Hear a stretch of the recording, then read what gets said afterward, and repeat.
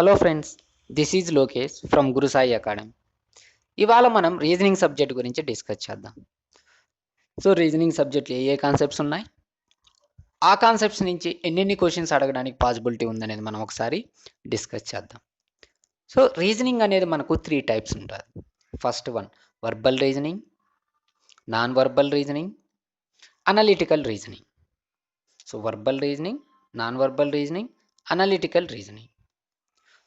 So verbal reasoning దగ్గరకు వచ్చినట్లయితే concepts అనేది మనకు series, analogy, classification, coding and decoding, ranking, blood relation, directions, calendars, clocks, Venn diagrams, find the missing number, dice, inequalities, problem based on numbers and words, syllogisms, input and output, sitting arrangements, puzzles, data sufficiency, miscellaneous.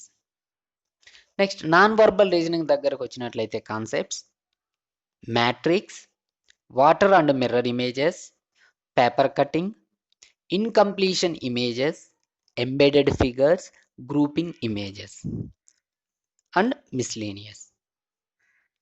Next analytical reasoning దగ్గరకు వచ్చినట్లయితే concepts statement and assumptions, statement and conclusions, statement and course of action, statement and arguments, cause and effect, assertion and reason.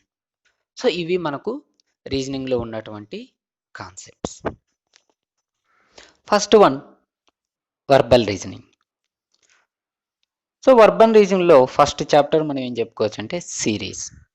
So series దగ్గరకు వచ్చినట్లయితే మనకు 2 types ఉంటాయి, number series, letter series. So number series, letter series నుంచి మనకు maximum 2 to 3 questions అడగడానికి possibilities ఉంటాయి.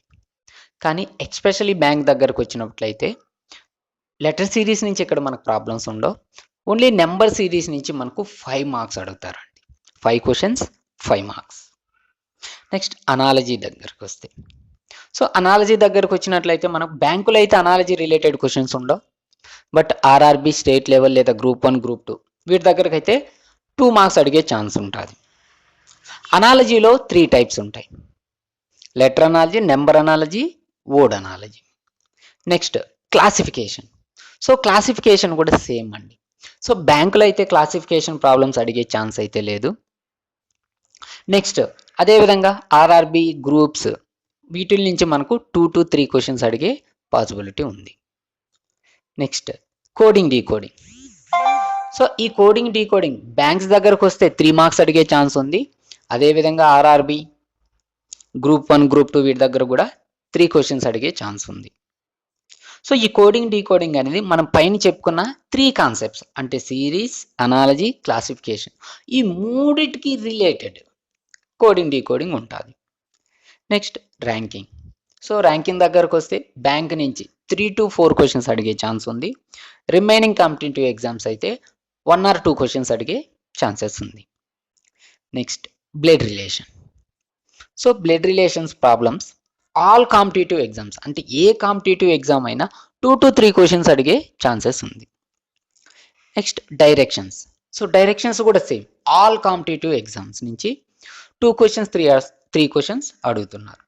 Next calendars and clocks. So calendars, clocks అనేది ఇప్పుడు మ్యాక్సిమం కాంపిటేటివ్ ఎగ్జామ్స్లో అడగట్లేదండి. సో ఏదో స్టేట్ లెవెల్స్ ఎగ్జామ్స్లో మాత్రమే ఇప్పుడు ఈ 2 కాన్సెప్ట్స్ నుంచి అడుగుతున్నారు, అది కూడా 1 or 2 questions. Next Venn diagram. So Venn diagram related బ్యాంక్స్లో 5 క్వశ్చన్స్ ఉంటాయి, రిమైనింగ్ కాంపిటేటివ్ ఎగ్జామ్స్ అయితే 1 or 2 క్వశ్చన్స్ ఉంటాయి. Find the missing number.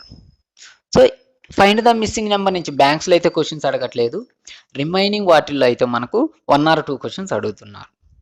So dice. So dice నుంచి ప్రాబ్లం బ్యాంకులో అయితే అడగట్లేదు, ఎక్కువ ఎస్ఎస్సిలో క్వశ్చన్స్ అడుగుతున్నారు, staff selection commission. Inequalities. So inequalities బ్యాంకులో 5 క్వశ్చన్స్ అడుగుతున్నారు, వీటినే మనం కోడెడ్ ఇన్ఈక్వాలిటీస్ అంటాం. రిమైనింగ్ కాంపిటేటివ్ ఎగ్జామ్స్లో అయితే పెద్దగా క్వశ్చన్స్ అడగట్లేదు. Next problems based on number and word. So ఇది ఆల్ కాంపిటేటివ్ ఎగ్జామ్స్కి 2 or 3 క్వశ్చన్స్ అడిగే ఛాన్సెస్ ఉంది. Next syllogisms. సో సిలాయిజమ్స్ నుంచి బ్యాంకులో అయితే 5 క్వశ్చన్స్ అడుగుతున్నారు. రిమైనింగ్ కాంపిటేటివ్ ఎగ్జామ్స్లో అయితే 1 or 2 క్వశ్చన్స్ అడుగుతున్నారు. Input and output. సో ఈ ఇన్పుట్ అవుట్పుట్ నుంచి బ్యాంక్స్లో క్వశ్చన్స్ అడుగుతున్నారు. సో ఇన్పుట్ అవుట్పుట్ నుంచి అడిగితే 5 క్వశ్చన్స్ అడుగుతారు. Next sitting arrangements. సో ఈ సిట్టింగ్ అరేంజ్మెంట్స్ బ్యాంక్ నుంచి సో 5 to 10 క్వశ్చన్స్ అడిగే ఛాన్సెస్ ఉంది. రిమైనింగ్ కాంపిటేటివ్ ఎగ్జామ్స్లో అయితే 5 క్వశ్చన్స్ అడిగే ఛాన్స్ ఉంది. Next puzzles. సో పజిల్స్ నుంచి బ్యాంక్ అయితే 20 to 25 క్వశ్చన్స్ అడిగే ఛాన్స్ ఉంది. రిమైనింగ్ కాంపిటేటివ్ ఎగ్జామ్స్లో అయితే 5 to 10 క్వశ్చన్స్ అడిగే ఛాన్సెస్ ఉంది. Data sufficiency. సో ఈ డేటా సఫిషియన్సీ అనేది మనకు యాక్చువల్గా 2 టైప్స్ ఉంటుందండి. ఒకటి రీజనింగ్ రిలేటెడ్, ఇంకొకటి arithmetic related.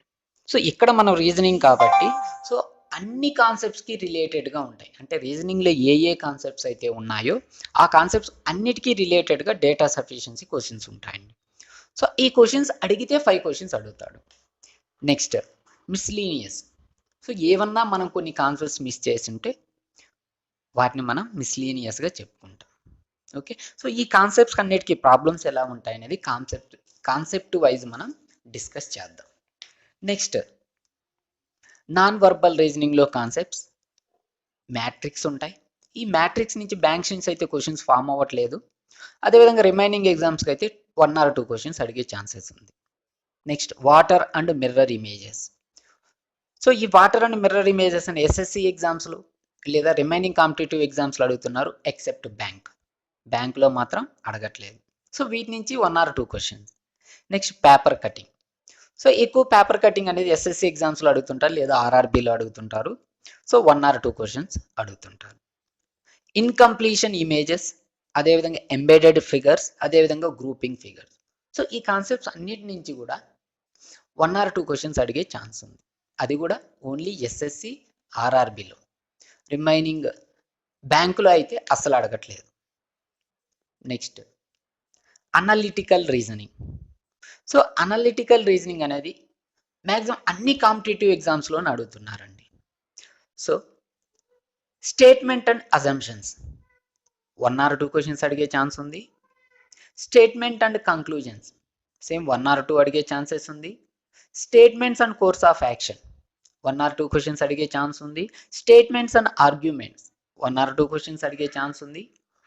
Cause and effect 1 or 2 questions అడిగే ఛాన్స్ ఉంది. అసర్షన్ అండ్ రీజన్ 1 క్వశ్చన్ అడిగే ఛాన్స్ ఉంది. మొత్తానికి ఈ అనలైటికల్ రీజనింగ్ నుంచి మనకు 5 to 10 క్వశ్చన్స్ అడిగే ఛాన్సెస్ ఉంటుంది. సో ఇది మనకు రీజనింగ్లో అడిగేటువంటి సిలబస్. సో రీజనింగ్ అనేది చాలా చాలా ఇంపార్టెంట్ అండి. ఎందుకంటే కాన్సెప్ట్ చాలా ఈజీగా ఉంటాయి, కాస్త లాజికల్గా ఉంటాయి అంతే. ఆ లాజిక్ని మనం క్రాక్ చేయగలిగితే ఈజీగా మార్క్స్ స్కోర్ చేయొచ్చండి. So all the best. బాగా ప్రిపేర్ అవ్వండి. కాన్సెప్ట్ వైజ్ ప్రాక్టీస్ చేయండి. సో మీ ప్రాక్టీస్ ఎంత పర్ఫెక్ట్గా ఉంటే మీరు అన్ని అటెంప్ట్స్ చేయగలరండి. మ్యాక్సిమం స్కోర్ అనేది మనం రీజనింగ్లోనే తెచ్చుకోగలం. సో నెక్స్ట్ క్లాస్ నుంచి మనం ఎవ్రీ కాన్సెప్ట్ నుంచి బేసిక్స్ డిస్కస్ చేద్దాం. Thank you. ఆ వీడియో నచ్చినట్లయితే లైక్ కొట్టండి, షేర్ చేయండి. Thank you friends.